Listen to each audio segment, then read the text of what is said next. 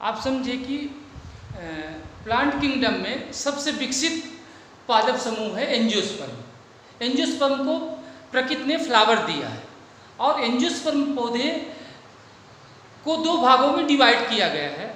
और एंजियोस्पर्म पौधे के जो दो भाग हैं, पहला है डाइकोटिलिडन्स प्लांट्स और दूसरा है मोनोकोटिलिडन्स प्लांट। तो मैं आपसे बात करूं कि यूनिट जो थर्ड है, उस यूनिट थर्ड का जो पहला लेसन है कि पुष्पीय पौधों की बाह्य आकार की, और दूसरा लेसन है उसका पुष्पीय पौधों की आंतरिक संरचना।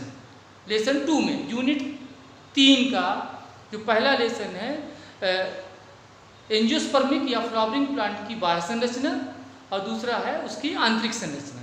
तो बाह्य संरचना की बात करूं कि एंजियोस्पर्म के यहाँ दो पौधे आप देख रहे हैं। पहला पौधा क्या देख रहे हैं कि इसमें ये पौधा है डाइकॉट्स का। इस डाइकॉट्स के पौधे की मॉर्फोलॉजी को देखें आप कि इसमें जो रूट है वो गहराई तक जाती है, अर्थात टैप रूट है या मूसला जड़ है।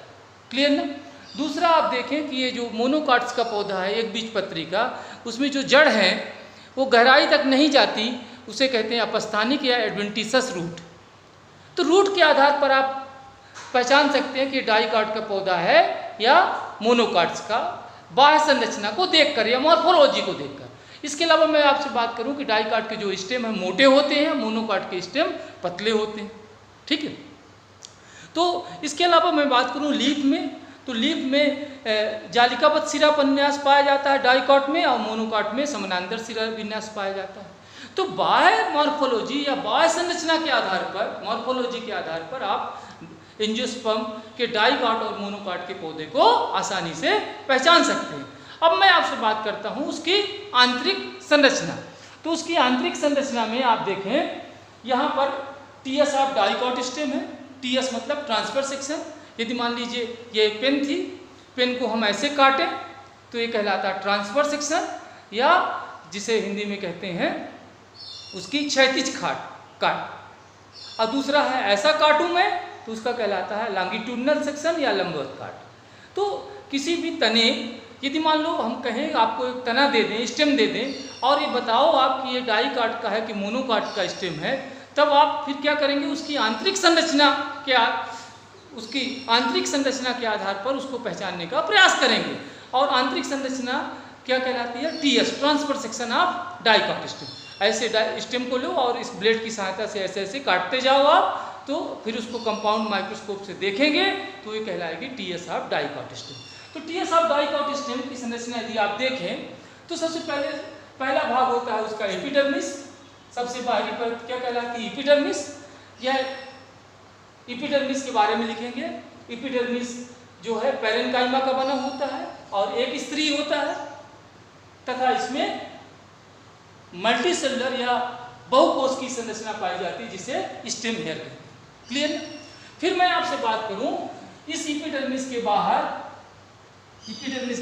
किसकी लेयर पाई जाती है? क्यूटिकल की। किसकी? क्यूटिकल की, जो वाष्पोत्सर्जन की दर को कम करती है। किसकी लेयर है? क्यूटिकल।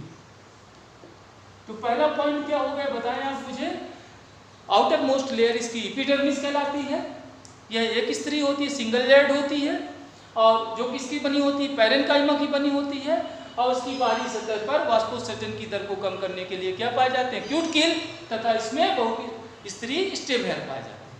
अभी मैं तुम्हें सेकंड वीडियो में पैरेन्काइमा क्या है, कॉलेन्काइमा क्या है, स्क्लेरेन्काइमा क्या है, जाइलम क्या है, फ्लोएम क्या है, इस प्लांट टिश्यू के बारे में डिटेल में बताऊंगा, डोंट वरी। फिर दूसरी संरचना है हाइपोडर्मिस। एपिडर्मिस के नीचे 1 से 3 स्त्री, यहाँ पर 2 स्तर दिख रहे हैं, 1 2, 1 से 3 स्त्री संरचना पाई जाती है, 1 2 ट्राइलेयर्ड होती है, और उसका नाम है हाइपोडर्मिस। बिलो द एपिडर्मिस के जस्ट नीचे, और वह किसका बना होता है? कॉलेन्काइमा। मैं तुम्हें बता रहा हूँ द्विबीजपत्री की transfer section, TS of dicot stem. तीसरी जो संरचना होती है कार्टेक्स, आप देख रहे हैं ये बहुस्त्री है, और किसका बना होता है? पैरेन्काइमा। किसका? पैरेन्काइमा। ठीक है, क्लियर? अब इसके बाद एंडोडर्मिस होती है, ये चौथी संरचना है एंडोडर्मिस। एंडोडर्मिस के विषय में बता दूं आपको, 1 से 3 स्तर हो सकते हैं एंडोडर्मिस में, और यह भी कार्टेक्स के समान पैरेन्काइमा का बना होता है। फिर इसके बाद बात करूं पेरिसाइकल। पेरिसाइकल में भी 1 to ट्राइलेयर्ड हो सकता है, 1 से 3 स्त्री हो सकते हैं, और यह भी पैरेन्काइमा का बना होता है।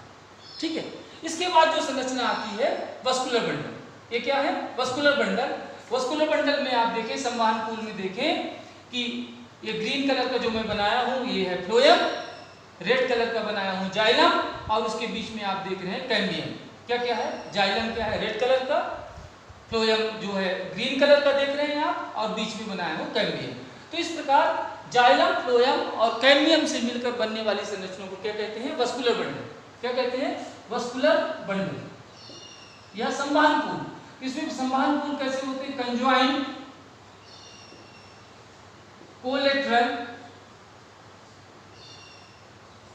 ओपन और इंडार्च। डाइकाट स्टेम में वस्कुलर बंडल कैसे होते हैं आप बताएं, फिर से एक बार बोल रहा हूं। कंजॉइंट, कोलेटरल, ओपन और इंडार्च। ठीक है, इसके विषय में मैं तुम्हें समझा देता हूं। यदि आप देखें, देखना यहां मैं वस्कुलर बंडल बना रहा हूं। वस्कुलर बंडल में आप देख रहे हैं, प्लीज आप देखें अच्छे से। यह देखें आप, ये होता है फ्लोएम और ये जाइलम और बीच में है कैम्बियम। ठीक है, एक वस्कुलर बंडल ऐसा है। दूसरे वस्कुलर बंडल में आप देखें ध्यान से, यह जाइलम था और ये फ्लोएम।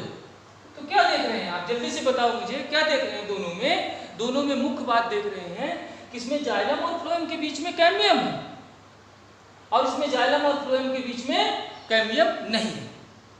तो कंजॉइंट का अर्थ बता दूं मैं तुम्हें, जब जाइलम और फ्लोएम जुड़े होते हैं तो उस संरचना को कहते हैं कंजॉइंट। जब जाइलम और फ्लोएम जुड़े होते हैं तो उसे कहते हैं कंजॉइंट। और मान लो ये यहाँ ये जाइलम होता और यहाँ होता फ्लोएम, तो इसमें क्या देख रहे हैं आप? जाइलम और फ्लोएम अलग अलग है, तो ऐसे वस्कुलर बंडल को कहते हैं रेडियल।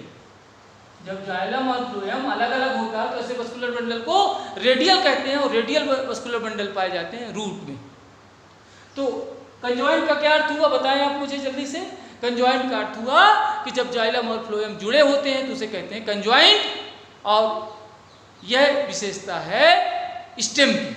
ठीक है, चाहे डाइकाट स्टेम हो चाहे मोनोकाट स्टेम हो, उसकी विशेषता है कि उसमें वस्कुलर बंडल कैसा होता है, समान पूल कैसे होते हैं? कंजॉइंट, अर्थात जाइलम फ्लोएम जुड़े होते हैं। इसके विपरीत जब जाइलम फ्लोएम अलग अलग होते हैं तो उस वस्कुलर बंडल को कहते हैं रेडियल, और ऐसी वस्कुलर बंडल या समान पूल कहाँ पाए जाते हैं? रूट में। फिर मैं बात करता हूँ कोलेटरल। कोलेटरल का अर्थ है, आप समझना ध्यान से, कोलेटरल का अर्थ है, यदि मैं आपसे बात करूं कि बाहर क्या बना है बताओ आप मुझे? बना है फ्लोएम। तो फ्लोएम एक ही परिधि में है, इसके अलावा जाइलम भी एक परिधि में है। पहली परिधि में फ्लोएम और दूसरी परिधि में जाइलम।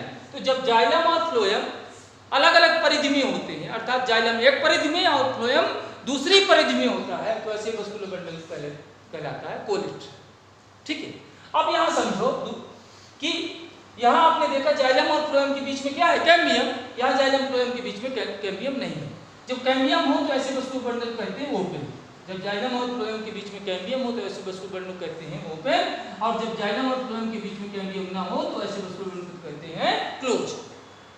और क्लोज वस्कुलर बंडल जो पाया जाता है वह मोनोकाट स्टेम में पाया जाता है, डाइकाट स्टेम में नहीं पाया जाता। तो डाइकाट स्टेम में कैसा वस्कुलर बंडल पाया जाता है? ओपन, अर्थात उसके बीच में क्या होता है? कैम्बियम। और कैम्बियम के विषय में मैं बता दूं कि पौधे की जो मोटाई है या डायमीटर, जिसे कहते हैं द्वितीयक वृद्धि या सेकेंडरी ग्रोथ, उसके लिए कैम्बियम ही जिम्मेदार है। इसीलिए याद रखेंगे कि डाइकाट के जो स्टेम है वो मोटे होते हैं, क्योंकि उसमें द्वितीयक वृद्धि पाई जाती है। और किसके कारण पाई जाती है? कैम्बियम के कारण। इसके विपरीत इसमें चूंकि कैम्बियम नहीं होता, कैसे वस्कुलर बंडल होते हैं क्लोज, इसलिए इनकी जो तने की जो मोटाई है वो अधिक नहीं होती। अब देखें इंडार्च। क्या देखें? इंडार्च। तो इंडार्च के विषय में देखें आप, समझना। ये मान लो पेरिसाइकल थी, दो पेरिसाइकल बनी है आपके सामने। ठीक है, अब पेरिसाइकल या परिधि जिसे आप बोलते हो, उस परिधि में देखें कि देखना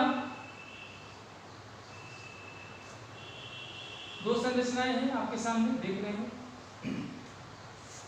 क्या संरचना है? ये देखना प्रोटोजाइलम है, जो छोटे आकार का जाइलम है, सबसे पहले जब जाइलम बनता है तो याद रखें जो बनता है वो प्रोटोजाइलम बनता है, और एक ऐसा जाइलम है मेटाजाइलम। कौन सा जाइलम है? मेटाजाइलम। तो इसमें क्या देख रहे हैं कि प्रोटोजाइलम कहाँ है? परिध की ओर, और मेटाजाइलम कहाँ है? केंद्र की ओर। तो ऐसे वस्कुलर बंडल कहते हैं एक्सार्च, एक्सार्च। और जिसमें मेटाजाइलम कहाँ है? देख रहे हैं यहाँ परिध की ओर, और प्रोटोजाइलम कहाँ है? बोलो आप, केंद्र की ओर या पित्त की ओर। ठीक है, तो ऐसे वस्कुलर बंडल कहते हैं एंडार्च। क्या कहते हैं? एंडार्च।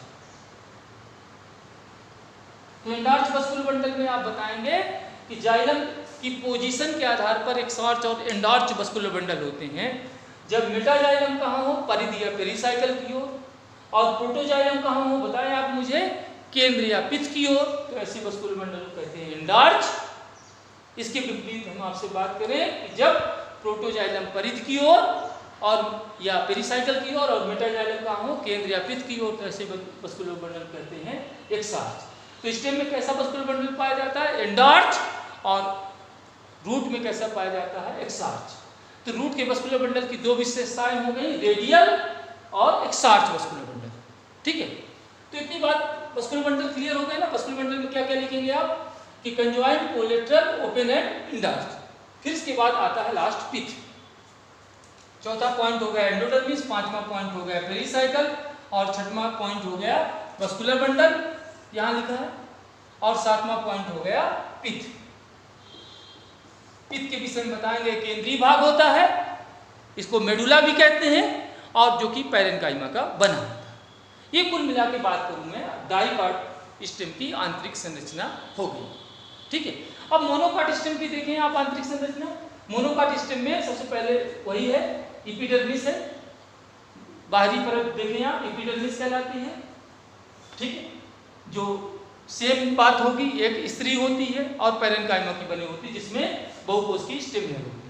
फिर आप बात करेंगे हाइपोडर्मिस, यह भी 1 से 3 स्त्री होती है, लेकिन यहाँ हाइपोडर्मिस किसकी बनी है? स्क्लेरेन्काइमा की। किसकी? स्क्लेरेन्काइमा की। डोंट वरी, मैं बता रहा हूँ स्क्लेरेन्काइमा क्या होती है। फिर इसके बाद आप संपूर्ण जो भाग होता है वो कहलाता है कार्टेक्स। इसके अंदर जो भाग है कार्टेक्स कहलाता है। ठीक है, कार्टेक्स है।